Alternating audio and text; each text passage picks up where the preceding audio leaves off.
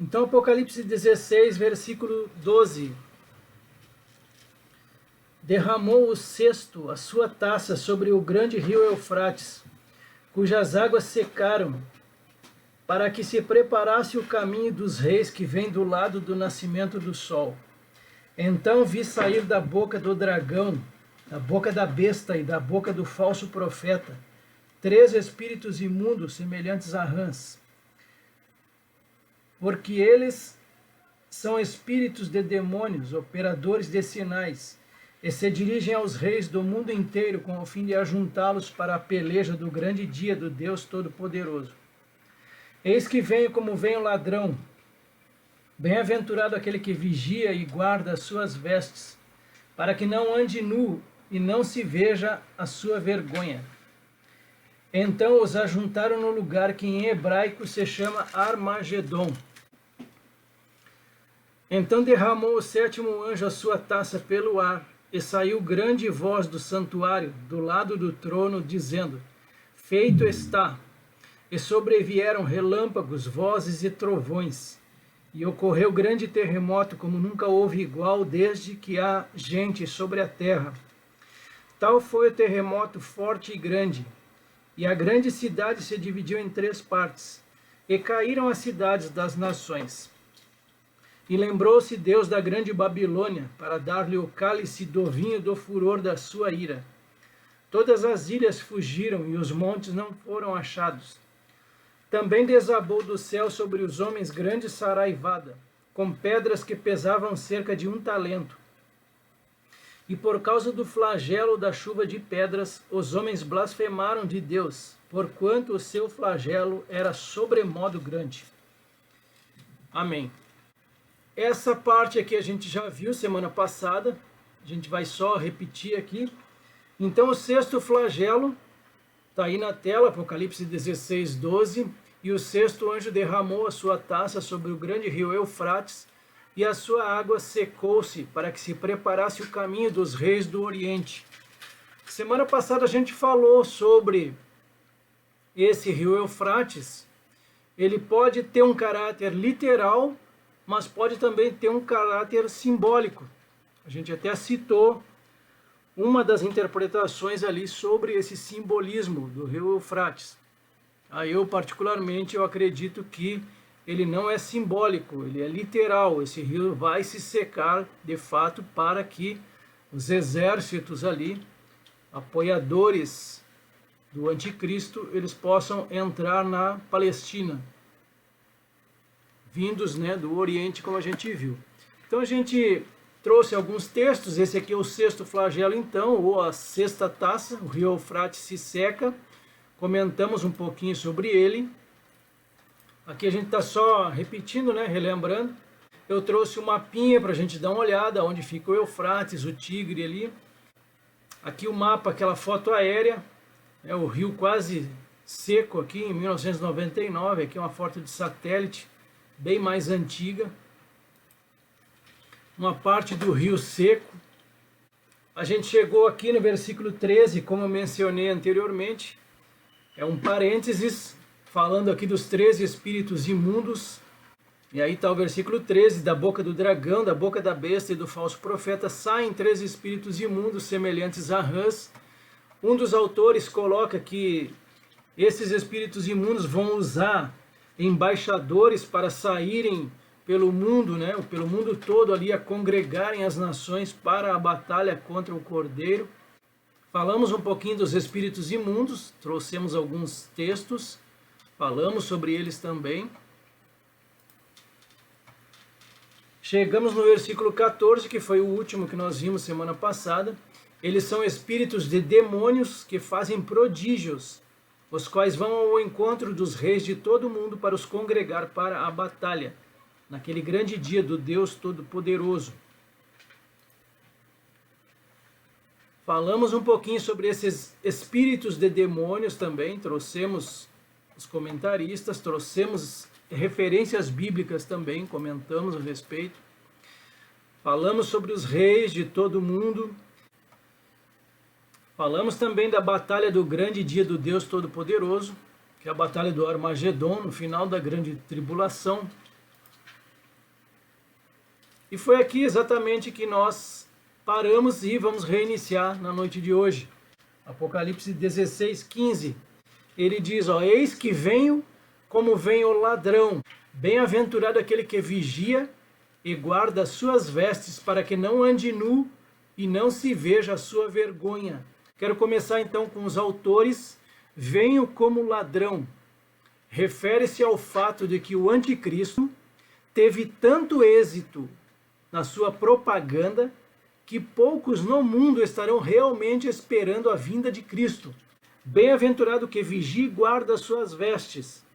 Esse autor aqui diz que ele aponta para aqueles na terra que adoram o Cordeiro e o servem, e que eles devem estar constantemente vigilantes para que sua lealdade a ele não seja desviada pelo engano satânico, melhor dizendo.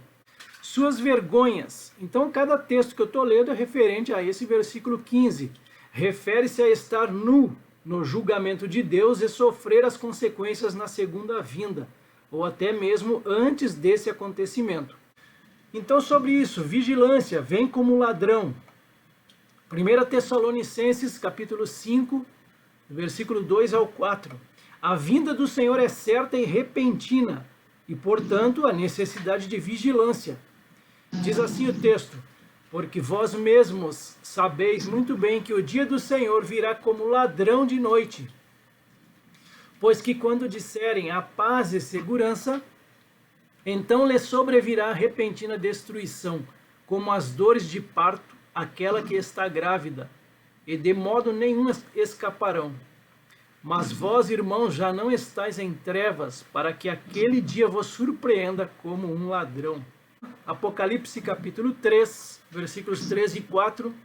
Ao anjo da igreja em Sardes, lembra-te, pois, do que tens recebido e ouvido, guarda-o e arrepende-te, porquanto, se não vigiares, virei como ladrão, e não conhecerás de modo algum em que hora virei contra ti. Tens, contudo, em Sardes umas poucas pessoas que não contaminaram as suas vestiduras, e andarão de branco junto comigo, pois são dignas. Ainda sobre esse mesmo tema, não ande nu. Ezequiel 16, versículo 37, falando da imoralidade espiritual de Jerusalém. Eis que ajuntarei todos os teus amantes com os quais te deleitaste, como também todos os que amaste, com todos os que aborreceste. Ajuntá-lo-eis de todas as partes contra ti, e descobrirei as tuas vergonhas diante deles, para que todos as vejam. A infidelidade de Israel, mais um exemplo sobre eles, Oséias capítulo 2, versículos 2 ao 4. Repreendei vossa mãe, repreendei-a, porque ela não é minha mulher, e eu não sou seu marido, para que ela afaste as suas prostituições de sua presença, e os seus adultérios de entre os seus seios, para que eu não a deixe despida e a ponha como no dia em que nasceu, e a torne semelhante a um deserto, e a faça como terra seca, e a mate a sede, e não me compadeça de seus filhos, porque são filhos de prostituições. Apocalipse 3:18, aqui escrevendo ao anjo da igreja em Laodiceia, aconselho-te que de mim compres ouro refinado pelo fogo, para te enriqueceres, vestiduras brancas para te vestires, a fim de que não seja manifesta a vergonha da tua nudez, e colírio para ungires os olhos, a fim de que vejas. Sentido então espiritual aqui, mais uma vez. Após esse parênteses do versículo 15, nós vamos para o versículo 16, seria a continuação do versículo 14, podemos muito bem colocar dessa forma. Então ajuntaram os reis no lugar em que hebraico se chama Armagedon. Vamos aos comentaristas. Armagedon, Monte de Meguido, no lado sul do Vale de Meguido, ou Esdrelon, ao sudoeste do Monte Carmelo, tudo ali em Israel. Meguido era a capital de uma parte de Canaã que foi dada a Josué. Fica na entrada de uma passagem que atravessa a extensão do Monte Carmelo, na principal estrada entre a Ásia e a África, e a posição-chave entre o Eufrates e o Nilo. Foi o campo de batalha de muitos povos ao longo de todas as eras. Tutmés III, fundador do antigo Império Egípcio, disse: Megido vale 100 cidades. É bem interessante esse texto aqui, 2 Crônicas 35, 20 ao 22, fala da batalha de Josias contra Neco. Neco era o faraó. Depois de tudo isto, quando Josias já tinha restaurado o templo, o rei Neco do Egito subiu para guerrear em Carquemes, junto ao rio Eufrates. E Josias saiu para lutar contra ele. Então Neco mandou mensageiros a ele dizendo: O que você tem contra mim, rei de Judá?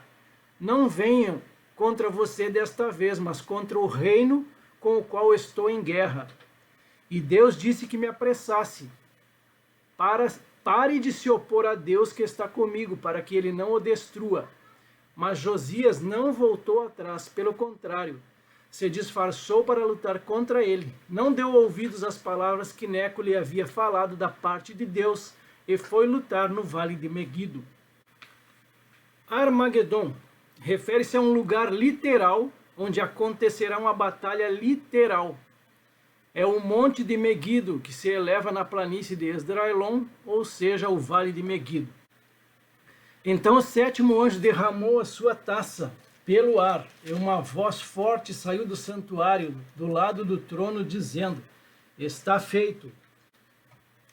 Está aí o subtítulo: O sétimo flagelo, ou a sétima taça, é o grande terremoto e a grande saraiva, que pesava em torno aí de 50 quilos cada uma. A continuação desse sétimo flagelo, segundo esse autor aqui, vai se dar no capítulo 18. Então ele ouve uma voz, aqui mesmo em Apocalipse 16, versículo 1, lá no primeiro flagelo, eu ouvi vinda do santuário uma grande voz dizendo aos 7 anjos: Ide e derramai pela terra as 7 taças da cólera de Deus. Aqui novamente ele ouve uma voz forte saindo do santuário, do lado do trono. E essa voz vai dizer: Está feito. Quando Jesus morre ali na cruz, ele diz assim o texto lá em João 19:30. Quando, pois, Jesus tomou o vinagre, disse: Está consumado. E inclinando a cabeça, rendeu o espírito. Apocalipse 21:6. Disse-me ainda: Tudo está feito. Eu sou o alfa e o ômega, o princípio e o fim. Eu, a quem tem sede, darei de graça da fonte da água da vida. E o comentarista: E o sétimo anjo derramou a sua taça no ar. Este é o último juízo. Indica um terremoto como nunca antes o mundo vivenciou, que afetará não só algumas cidades, mas também nações inteiras. Apocalipse 16:18. E sobrevieram relâmpagos, vozes e trovões, e ocorreu um grande terremoto, como nunca houve igual desde que há gente sobre a terra. Tal foi o terremoto, forte e grande. Apocalipse 11:13, alguns autores dizem que este é o mesmo terremoto aqui de Apocalipse 16:18. Apocalipse 11:13 diz assim: E naquela mesma hora houve um grande terremoto, e caiu a 10ª parte da cidade, e no terremoto foram mortos 7.000 homens, e os demais ficaram muito atemorizados e deram glória ao Deus do céu. Então, 2 comentaristas: houve relâmpagos, vozes e trovões, o propósito divino na graça foi completado na cruz. Aqui, o propósito divino na ira está terminado. Esse juízo das taças poderá muito bem ocorrer simultaneamente com a segunda vinda. Esse grande terremoto é o mesmo que aparece em Apocalipse 11:13, que eu acabei de comentar, e Zacarias 14, do 1 ao 5. E a grande cidade se dividiu em 3 partes, e caíram as cidades das nações. E Deus se lembrou da grande Babilônia para dar-lhe o cálice do vinho do furor da sua ira. As cidades das nações caíram. Refere-se ao Oriente Médio e possivelmente também partes da Europa. Da grande Babilônia se lembrou Deus. Esse terremoto, o mais forte de todos, vai se concentrar na Babilônia e destruirá completamente a cidade que está programada para ser reconstruída no presente. Para esse autor aqui no presente foi em 2003. Para este autor, a grande cidade seria Jerusalém. É uma possibilidade também. Uma outra possibilidade é Roma, já mais remotamente. O cálice do vinho do furor da sua ira. Estamos no versículo 19, então. Aqui diz que Deus se lembrou da grande Babilônia para dar-lhe o cálice do vinho do furor da sua ira. Jeremias 25, 28. O cálice da ira de Deus contra as nações. Se recusarem receber o cálice da tua mão para beber, então lhes dirás, assim diz o Senhor dos Exércitos, tereis de bebê-lo. Obrigatoriamente isso vai acontecer com essas nações. Apocalipse 14, do 8 ao 10. A segunda e a terceira voz. Esse é o contexto aqui de Apocalipse 14. Seguiu-se outro anjo, o segundo, dizendo, caiu a grande Babilônia, que tem dado a beber a todas as nações do vinho da fúria da sua prostituição. Seguiu-se a estes outro anjo, o terceiro, dizendo em grande voz, se alguém adora a besta e a sua imagem, e recebe a sua marca na fronte ou sobre a mão, também esse beberá do vinho da cólera de Deus, preparado sem mistura, do cálice da sua ira, e será atormentado com fogo e enxofre, diante dos santos anjos e na presença do Cordeiro. E a gente vai para outro spoiler em Apocalipse, capítulo 18, versículos 4 e 5, aqui o anúncio da destruição de Babilônia. Ouvi outra voz do céu dizendo, retirai-vos dela, povo meu, para não serdes cúmplices em seus pecados e para não participardes dos seus flagelos, porque os seus pecados se acumularam até o céu, e Deus se lembrou dos atos iníquos que ela praticou. Apocalipse 18, no versículo 21 agora, a ruína de Babilônia é completa e definitiva. Então um anjo forte levantou uma pedra como grande pedra de moinho, e arrojou-a para dentro do mar, dizendo, assim com ímpeto será arrojada a Babilônia, a grande cidade, e nunca, jamais será achada. Apocalipse 16, 20. Todas as ilhas fugiram e os montes não foram achados. Ele diz que os montes não foram achados, diz respeito à magnitude colossal desse terremoto.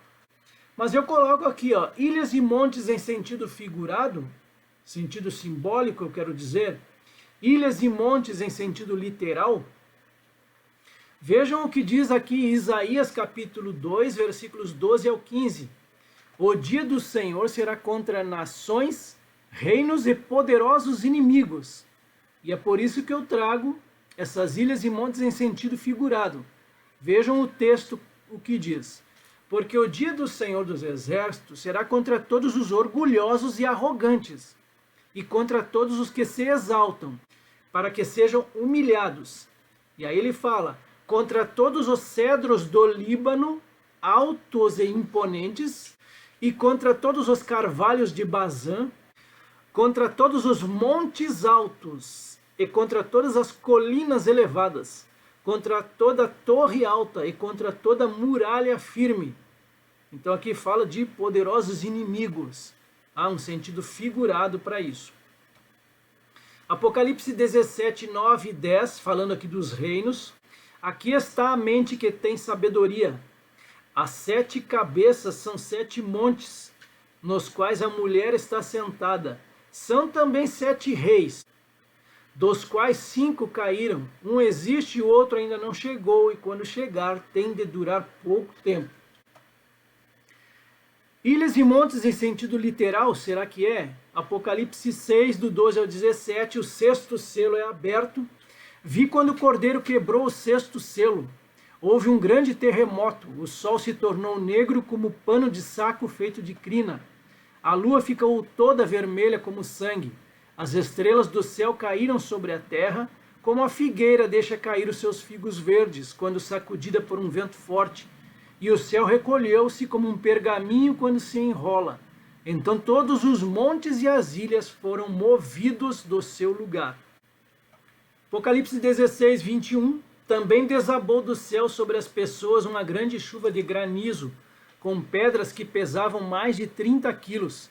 E por causa do flagelo da chuva de pedras, as pessoas blasfemaram contra Deus, porque esse flagelo do granizo era terrível.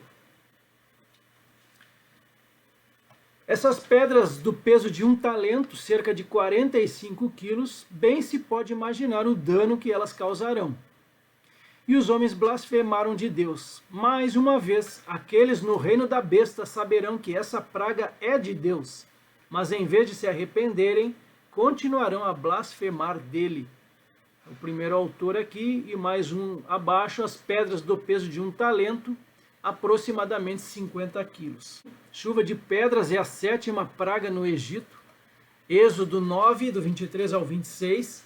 E Moisés estendeu seu bordão para o céu, e o Senhor deu trovões e chuva de pedras, e fogo desceu sobre a terra. E o Senhor fez cair chuva de pedras sobre a terra do Egito, de maneira que havia chuva de pedras e fogo misturado com a chuva de pedras tão grave, como nunca houve em toda a terra do Egito, desde que veio a ser uma nação. Por toda a terra do Egito a chuva de pedras destruiu tudo o que havia no campo, tanto pessoas como animais. A chuva de pedras destruiu também todas as plantas do campo e quebrou todas as árvores do campo. Somente na terra de Gósen, onde estavam os filhos de Israel, não houve chuva de pedras. Um outro caso semelhante aconteceu e foi registrado lá em Josué capítulo 10, versículo 11. O Senhor manda chuva de pedras contra os amorreus, e aconteceu que enquanto eles fugiam de Israel, na descida de Bet-Horon, o Senhor fez cair do céu sobre eles grandes pedras, até Azeca, e morreram. Mais foram os que morreram pela chuva de pedras do que os que foram mortos à espada pelos filhos de Israel. Aqui uma profecia de dupla referência, apontando para a batalha do Armagedon, Isaías capítulo 30, versículos 30 e 31. O Senhor fará ouvir a sua voz majestosa, e fará ver o golpe do seu braço, que desce com indignação de ira, no meio de chamas devoradoras, de chuvas torrenciais, de tempestade e de granizo, porque a Assíria ficará apavorada com a voz do Senhor, quando ele a ferir com o seu bastão. Aqui uma profecia contra os falsos profetas, Ezequiel 13, 13. Portanto, assim diz o Senhor Deus: no meu furor mandarei um vento tempestuoso, na minha ira haverá chuva torrencial, e na minha indignação pedras de granizo para a destruir. Também Ezequiel 38, 22, aqui falando que Gog será destruído no Armagedon. Eu o castigarei com peste e derramamento de sangue. Farei cair chuva torrencial, grandes pedras de granizo, fogo e enxofre sobre ele, sobre as suas tropas e sobre os muitos povos que estiverem com ele. Aqui eu fecho então, o controle de todas as coisas pertence a Deus. Quando chegarem os dias compreendidos pelo derramar das 7 taças, todos os poderes inimigos de Deus e resistentes ao seu domínio estarão a serviço dele, e prepararão o palco onde eles mesmos serão julgados e condenados.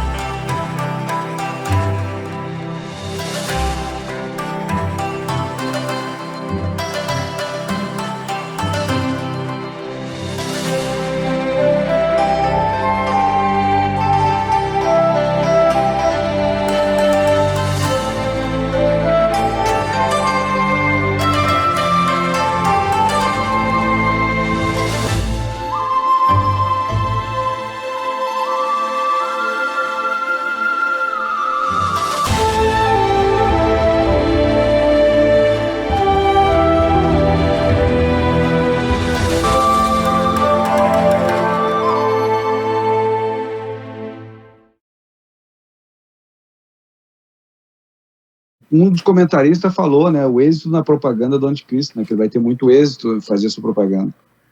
E justo que me veio na memória também foi o que a gente está vivendo agora, né?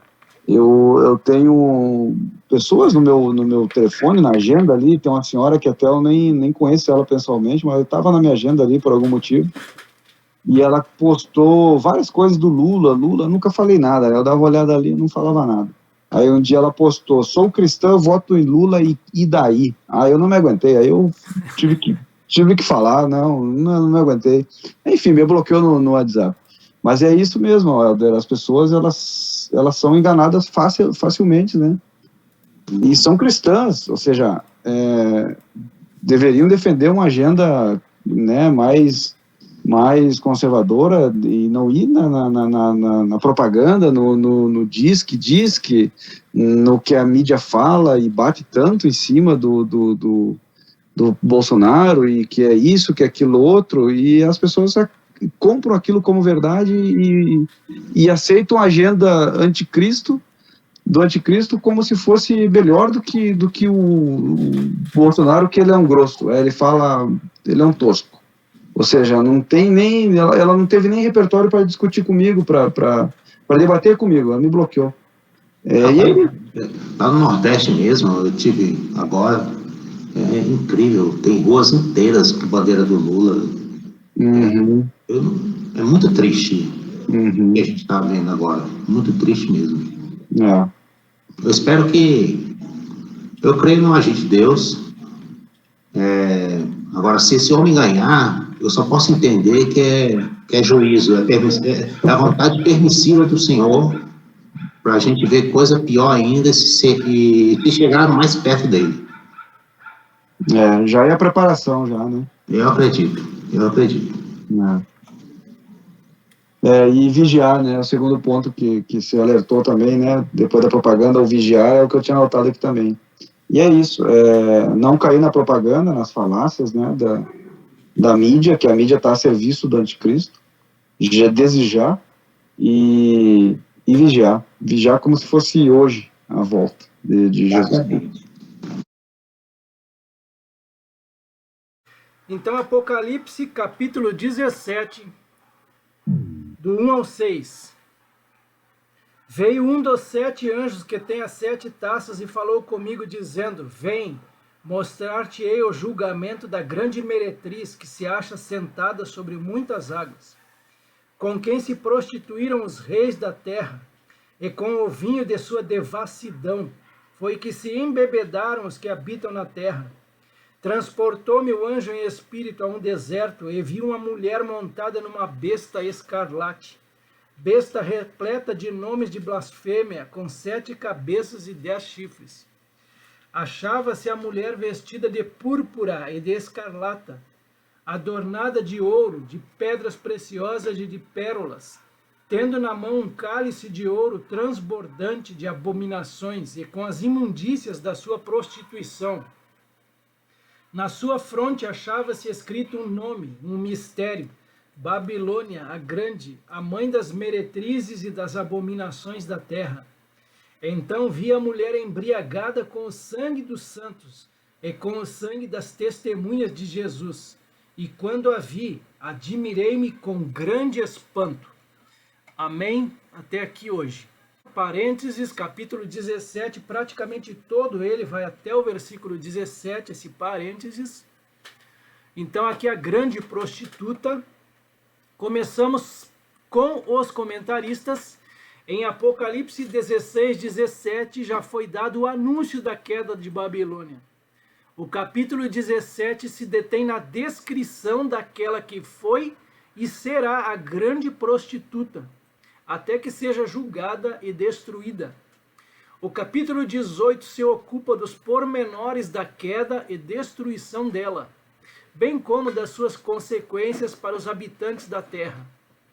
O aspecto espiritual de um povo e sua expressão religiosa é representado na Bíblia pela figura feminina. Assim, Israel era a esposa de Jeová, e quando seguia o caminho idólatra das nações, era chamada de adúltera. Nínive e Babilônia eram chamadas de a Grande e graciosa meretriz que atrai os povos à feitiçaria, seduzindo-os com riquezas, luxo e luxúria. Logo, a mulher aponta para a religião oficial, professada por todas as nações dos tempos do fim, e é identificada com a cidade que terá as mesmas características de injustiça, impiedade e imoralidade da antiga Babilônia, e será onde estará instalada a sua sede mundial. Pelas palavras aqui, pelo texto do primeiro autor, a gente vê nitidamente que ele divide essa Babilônia em uma grande cidade e uma religião oficial. O seu juízo, então, é anunciado para este outro autor aqui. Esta é a 8ª passagem entre parênteses. Interrompe a mensagem sobre o fato da destruição da literal Babilônia e a descrição dessa destruição, estando ambos sob a 7ª taça. A parte entre parênteses é inserida entre duas passagens para mostrar o contraste entre a Babilônia mística, que é essa aqui que nós estamos vendo, Apocalipse 17, e a Babilônia literal, que a gente viu um pouquinho aqui em Apocalipse 16 e vamos ver lá em Apocalipse 18. Então nós estamos no meio termo dela. Essa aqui para ele, então, é a Babilônia mística.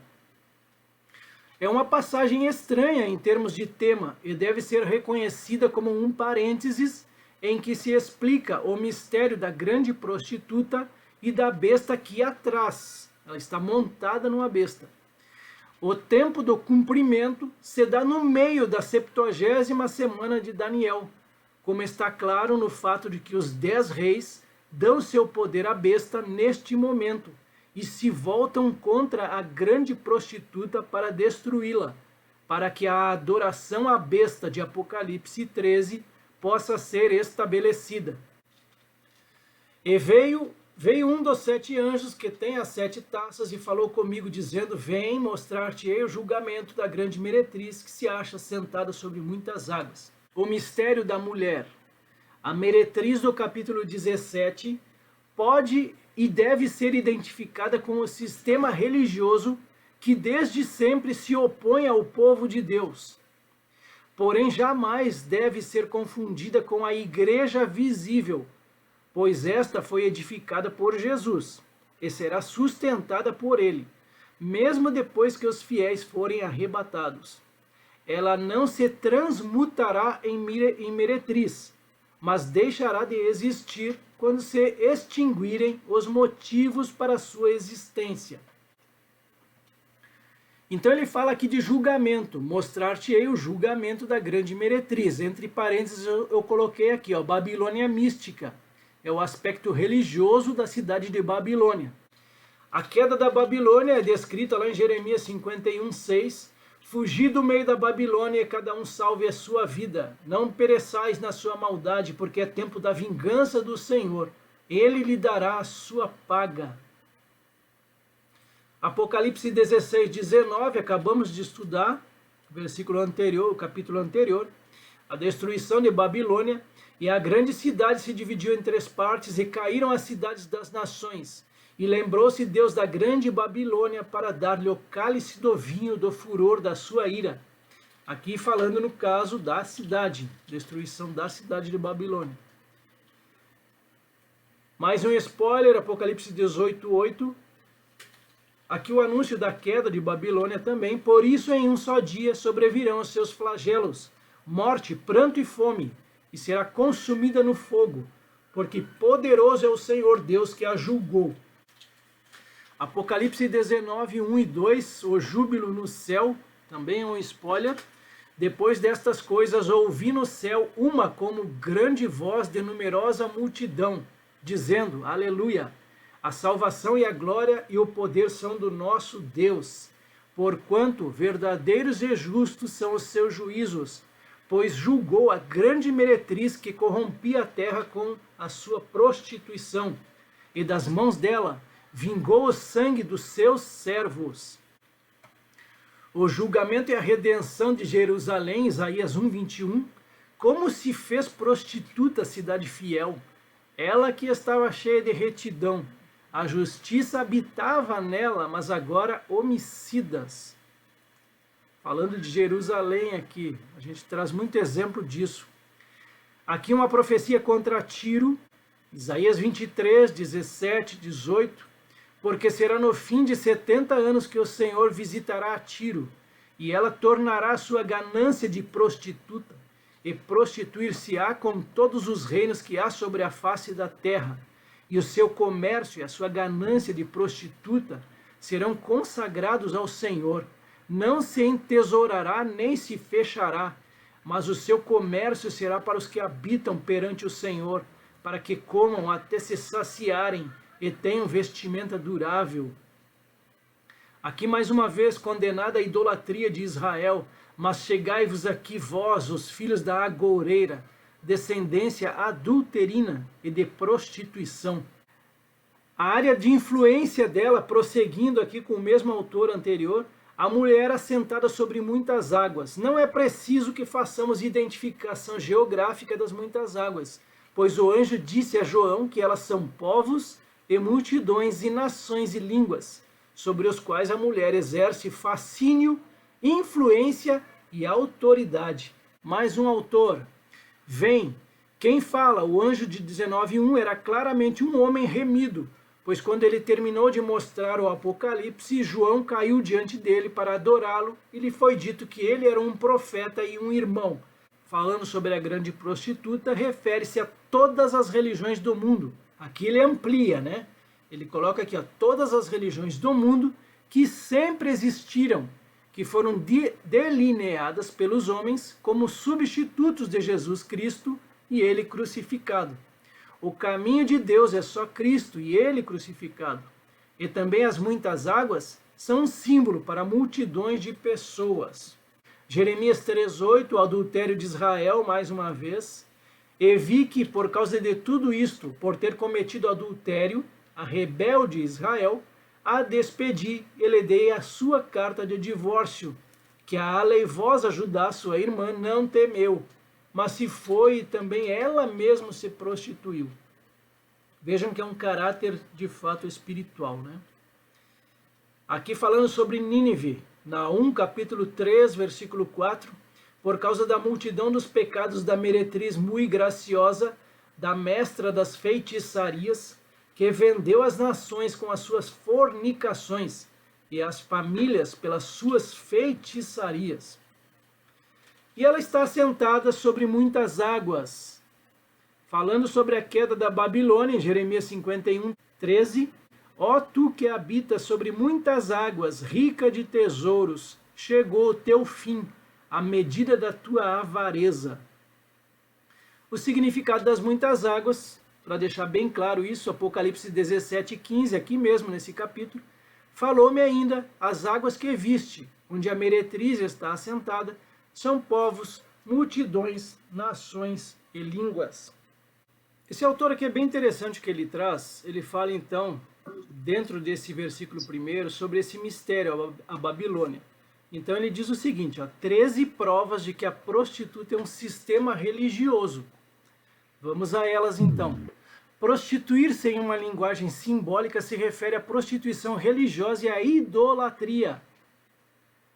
A prostituição literal também deve ser entendida em algumas passagens. Item 2. O fato de levar as muitas nações a se prostituírem com ela prova que a referência aponta para práticas religiosas idólatras, como nas passagens anteriores. Item 3. Ela não é uma potência política, pois não está no grupo dos reis da terra. Só leva os reis e os habitantes da terra a se embebedarem com o vinho da sua prostituição. Uma vez que a prostituição aqui se refere à prostituição religiosa, então a sua influência sobre as nações se dá por meio da religião. Item 4. A besta que sobre a qual está a mulher é o 8º reino, formado pelas muitas águas, ou pessoas dentro do antigo território do Império Romano. Uma vez que a besta deve ser a religião que domina o reino, até ser destruída por ele. O próprio anticristo e a confederação dos 10 reis vão destruir a Babilônia. Item 5. As vestes da grande prostituta identificam-na com um sistema religioso ou com uma prostituta que se prostitui espiritualmente, fraudando potências políticas por meio de suas prostituições e idolatrias. A púrpura, a escarlata, as pedras preciosas, as pérolas e os cálices de ouro indicam a riqueza do sistema. Item 6. O cálice de ouro em sua mão, cheio da sua impureza, de prostituição espiritual e de abominações pelas quais ela frauda potências políticas, prova que é uma potência religiosa. Item 7. Seu nome mistério, a Babilônia, mostra que não é a Babilônia literal. O termo mistério a identifica com os ritos e mistérios religiosos da antiga Babilônia.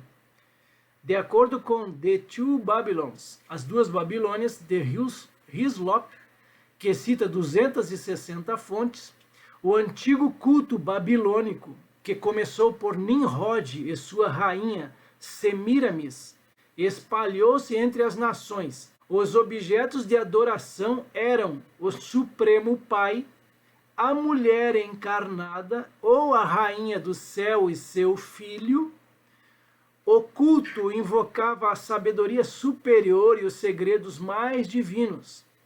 Além da confissão aos sacerdotes, havia muitos ritos misteriosos. Júlio César tornou-se o líder da filial romana do culto babilônico em 63 d.C.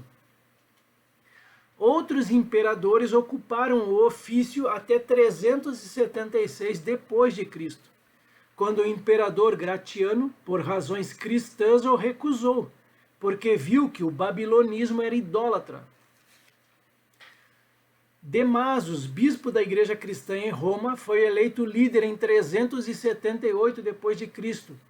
E daí o babilonismo e o cristianismo unificado se tornaram uma coisa só. Os ritos da Babilônia logo foram introduzidos na igreja cristã. Os templos pagãos foram restaurados e ornamentados, e seus ritos incentivados. A adoração e reverência às imagens, os santos, as relíquias, as confissões privadas, as penitências, os flagelos, as peregrinações, o sinal da cruz, o Natal, o dia da Anunciação, a Páscoa, a Quaresma e outros ritos e festas pagãs, pouco a pouco passaram a fazer parte da adoração cristã. Item 8.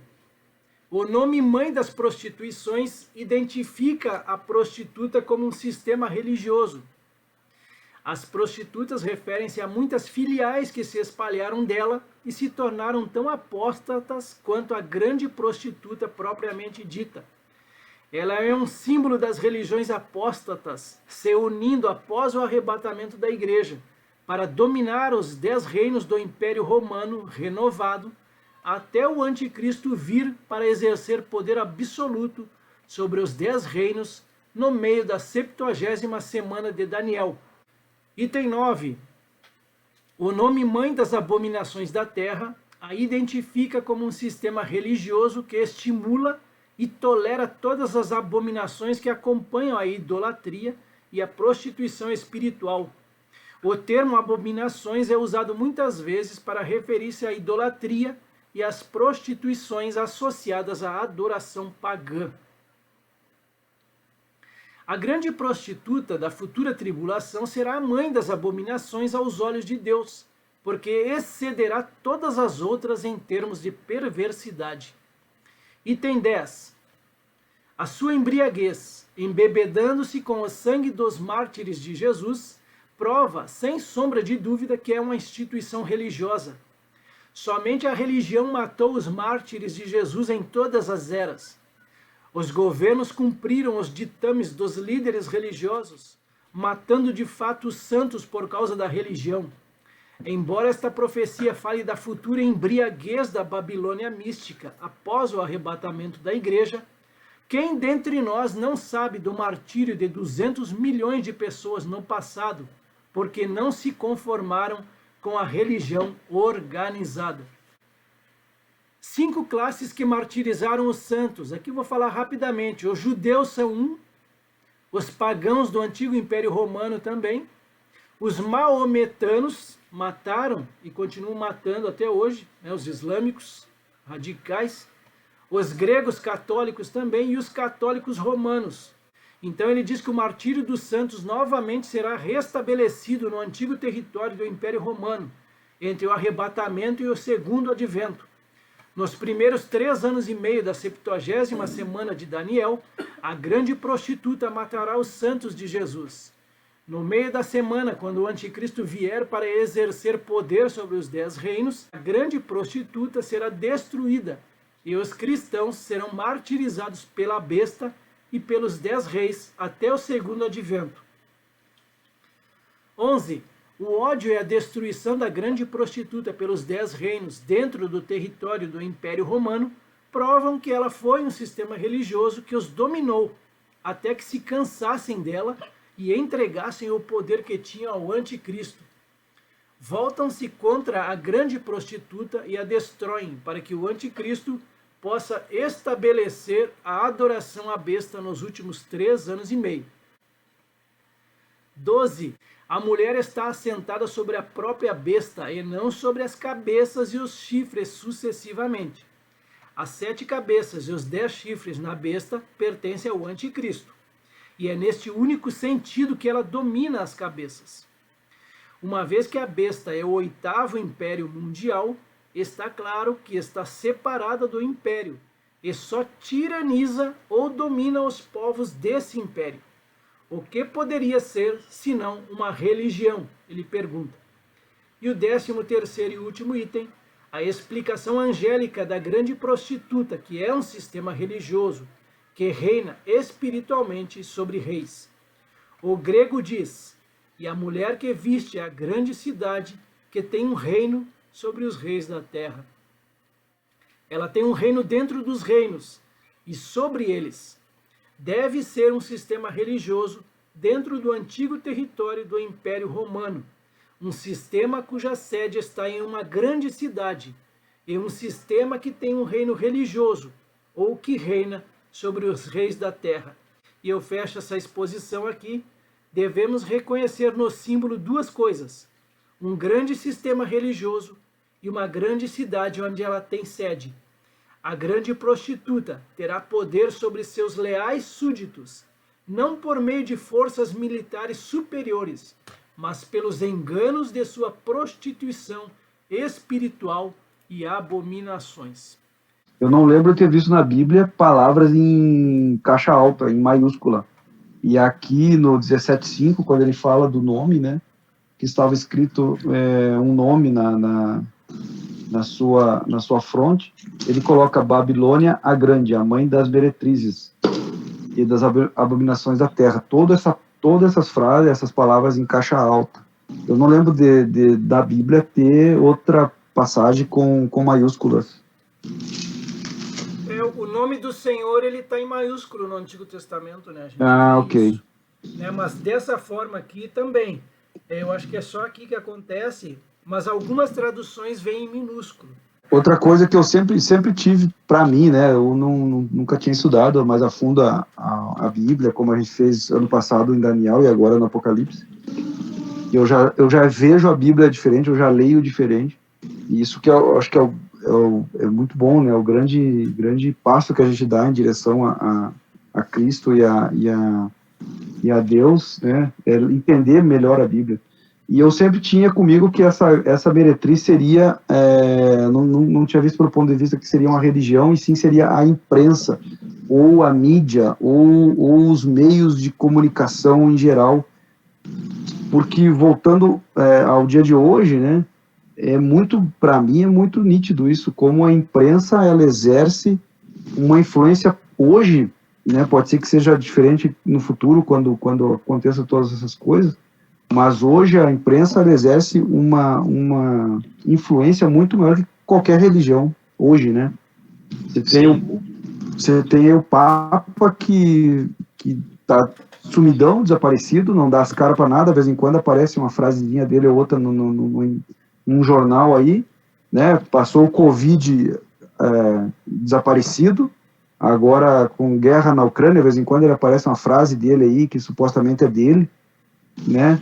Mas assim, ele não toma rédea de nada, não assume como um líder espiritual da Igreja Católica, como eu acho que deveria ele assumir, e está desaparecido, enquanto que a imprensa é o dia a dia, dia inteiro, 24 horas, 24/7, bombardeando a população e exercendo influência, e, na grande maioria, a favor da coisa podre, a favor da coisa ruim. Então, eu sempre tinha isso como a prostituta seria a imprensa. Mas, lendo ali, realmente pode ser uma religião,